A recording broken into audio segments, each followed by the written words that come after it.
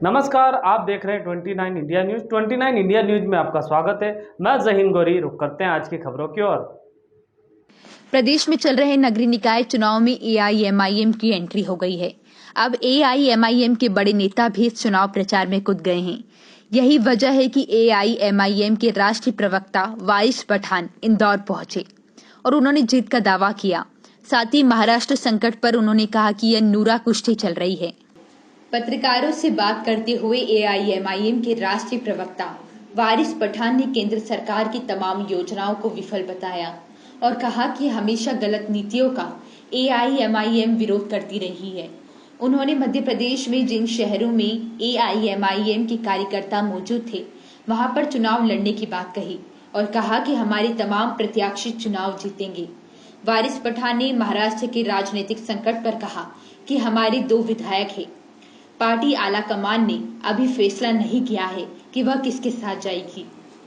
में देखो हमारा रिजल्ट क्या होता है। इंशाल्लाह विधानसभा भी लड़ेंगे। पूरे देश में ओवैसी साहब ने कहा हम चुनाव लड़ेंगे तो लड़ेंगे। कितने कैंडिडेट आपकी तरफ से मांगे जाए, आपकी पार्टी की तरफ से पूरे बता दें। अरे अभी फिलहाल अभी तो पार्टी शुरू हुई है। आप देखिए इसका रिजल्ट क्या इब्तिदा इसके होता है कि आगे आगे देखिए होता है क्या चलेगी। बहुत देखिए इंशाअल्लाह हमको यकीन है कि मजलिस इत्तेहादुल मुस्लिमीन को और असद साहब को लोग बहुत दुआओं से नवाज रहे हैं, मोहब्बत से नवाज रहे हैं और लोगों को यकीन है कि ये काम करते हैं। आज आपने देश की विभिन्न तरफ हालत देखी है। ये जो कथाकथित सेक्युलर पार्टियां जो मुसलमानों की भी वोट लिया है इन्होंने, हमारे दलित भाइयों के भी वोट लिया, मगर जहां कहीं भी आपत्ति आई, चाहे हिजाब का मुद्दा देख लो, हलाल गोश्त का मुद्दा देख लो, दिल्ली जहांगीरपुरी हो गया वहां का आप मुद्दा देख लो, या फिलहाल अग्निपथ स्कीम देख लो, जहां कहीं भी मुद्दे आए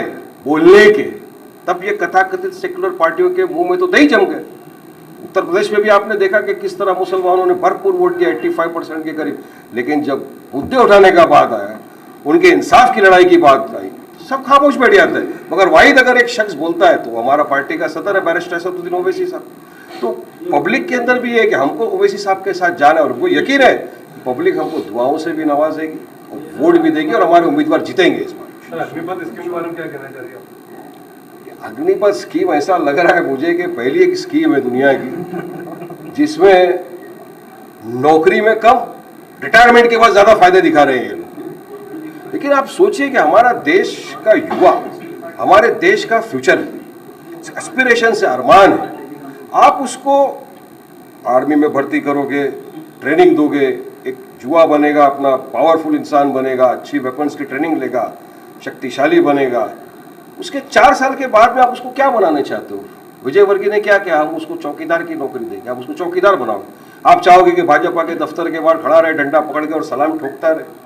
तो स्कीम क्या है? ये स्कीम हमारे युवाओं को आग के दरिया में फेंकने वाली स्कीम है। इस स्कीम से हमारे युवाओं का सिर्फ नुकसान ही है, कुछ नहीं है। इसलिए हमने मांग ये की है कि मोदी जी अग्निपथ स्कीम को आप फौरी तौर से वापस ले लीजिए। महाराष्ट्र में जो घटनाक्रम चलता है आपकी तरफ से भी कोई तैयारी नहीं देखी?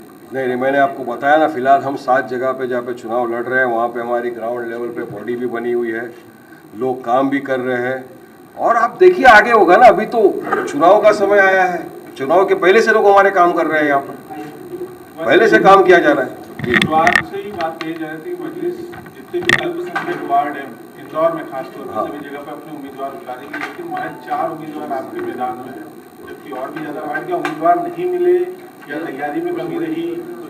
ये देखिए पार्टी फैसला करती है, पार्टी सर्वे करती है, फैसला करती है, उसके बाद पार्टी का जो फैसला होता है वो हम सब मानते हैं। तो पार्टी ने फैसला किया है कि इस मरतबा इंदौर से 4 म्यूनसिपल वार्ड जो है उस पर चुनाव लड़ेंगे, तो हम 4 म्यूनसिपल वार्ड के ऊपर चुनाव लड़ेंगे। पार्टी का फैसला है, पार्टी का फैसला, लेकिन उसके पीछे कोई रीजन रहा? मैंने बताया ना आपको, पार्टी ने सर्वे किया है, देखा है, लोगों से मिले, यहाँ की हमारी बॉडी से बात हुई, यहाँ के प्रेसिडेंट साहब से बात हुई और सबका ही मानना था कि अपने को फिलहाल ये 4 वार्ड पे चुनाव लड़ना है। तो पार्टी ने कहा ठीक है 4 वोट पे चुनाव लड़ेंगे। सवाल कुल मिला के उनका ये है कि क्या आपको उम्मीदवार नहीं मिला या उम्मीदवार आप तक नहीं पहुंचे? नहीं, उम्मीदवार तो ऐसा है कि अगर मैं बुलाने जाऊंगा नीचे लाइन लग जाएगी। उम्मीदवारों की कोई कमी नहीं है, मगर एक ये होता है कि किस तरह से कहाँ से लड़ना, हर चीज देखकर पार्टी फैसला करती है और चुनाव। जैसा बड़ा वार्ड है आपका, आप गए थे पिछली बार? जी जी वहाँ से कोई आपका कैंडिडेट नहीं है, जबकि वहाँ से आपके पूर्व पदाधिकारी वही निवास करते हैं। नहीं, मैंने आपको बताया ना, पार्टी ने सब सर्वे किया है, यहाँ के लोकल जो हमारी बॉडी के इंचार्ज थे, जिम्मेदार थे, उनसे बात हुई और सबको एक साथ बिठा के पूछा गया। उसके बाद ये फैसला लिया गया है कि यहाँ से लड़ना है चुनाव 4 ओवैसी जी कब आ रहे हैं? ओवैसी जी इंशाल्लाह बहुत ही जल्दी आएंगे। अभी उनका प्रोग्राम सेट बस ऑलमोस्ट हो ही गया है और थोड़े दिन के अंदर ओवैसी साहब यहाँ पर आएंगे और इंदौर में आएंगे ओवैसी साहब, खरगोन में जाएंगे ओवैसी साहब, इंशाल्लाह भोपाल जाएंगे, बुरहानपुर का है, सब प्लानिंग अभी कर रहे हैं। अभी चुनाव का भी तो स्टार्ट हुआ है, आएंगे ओवैसी साहब। शख्स थे जिन्होंने खरगोन के ऊपर जब 11 हमारे मुसलमान बच्चों के घरों को तोड़ दिया, असद ओवैसी साहब ने आवाज़ उठाई कि ये गैर कानूनी है, ये जो मामा चला रहे हैं बुलडोज़र, बाबा चला रहे हैं बुलडोज़र, ये इल्लीगल है। अब सुप्रीम कोर्ट ने भी कहा कि आपको कायदा पालन करना है, हमारे देश रूल ऑफ लॉ पे चलेगा, हमारा देश संविधान पे चलेगा, नहीं कि बुलडोज़र की पॉलिसी के ऊपर चलेगा। अगर बुलडोज़र की पॉलिटिक्स करना है तो कोर्ट कायदा कानून की ज़रूरत क्या है, सब बंद कर दो। एक आदमी को आप पकड़ो, नहीं इसने पत्थर मारा, इसके घर को तोड़ दो, कोर्ट में मत लो। तो ऐसे में तो देश नहीं चलेगा ना, हम तो संविधान को मानने वाले लोग हैं। तो हमने कहा कि संविधान के दायरे में रहकर सरकार काम करे और इस तरह से घरों को तोड़ नहीं दे सकती। अभी हमने वो भी कहा था कि एक लड़का था, मैं नाम उसका भूल रहा हूँ, दोनों हाथ नहीं थे उसके स्टॉल को तोड़ दिया, बोले पत्थरबाज है। अरे हाथ नहीं है, पत्थर कहाँ से चला है, पर आपने तो उसके घर को तोड़ दिया, जाके उसके स्टॉल को तोड़ दिया, व्यवसाय खत्म कर दिया। दोनों की बात कर रहा था आपको, राष्ट्रीय नहीं, वहाँ के हमारे जो जिम्मेदार थे खरगोन के, गए थे वहाँ, लोगों को मिले, आपको पता नहीं, गए थे, मुझे पूरा मेरे पास इंफॉर्मेशन है, हमारे लोग गए थे वहाँ पर और कंटिन्यूस उनके टच में थे। रिपोर्ट पेश करी कि सरकार को, या न्यायालय में कोई रिपोर्ट बनी क्या? अब न्यायालय तो ये लोग जा रहे हैं ना, घर तोड़ दिया बिना नोटिस के। एक घर बसाने को लग जाती है जिंदगी, घर उजाड़ने को 5 मिनट नहीं लगता बुलडोजर का। किस कायदे से चल रहा है सर? इसके लिए असदुद्दीन ओवैसी साहब उनकी क्या हेल्प कर रहे हैं, उनके मकान में जाने? यहाँ पे हमारी जो टीम है असद ओवैसी साहब के संपर्क में और पूरी तरह से उनको हेल्प की जा रही है। देखिए मुद्दे तो बहुत सारे, लेकिन फिलहाल आपके सामने आप खुद देख रहे हो कि किस तरह से। अभी मैं आ रहा था, रास्ते पे मैंने हालत देखी यहाँ की भी। मैं खरगोन भी गया हूँ, मैं जबलपुर भी था, सब जगह हमने देखा। तो इतने वर्षों से जो लोगों ने कथाकथित सेक्युलर पार्टियों को वोट दिया है, यहाँ पर वोट देने के बाद इक्तदार की कुर्सी पर तो आए, मगर विकास का काम हुआ नहीं। हमारे मुद्दे विकास को लेकर है। हमारा जो हैदराबाद का स्कूल का कंसेप्ट है, जो अकबर ओवैसी साहब चलाते हैं, मजलिस इत्तेहादुल मुस्लिमीन की जानिब से हमारे यहाँ 11 तकरीबन ऐसी स्कूलें हैं जो आप समझ में देखेंगे, आप तो समझ में आएगा आपको।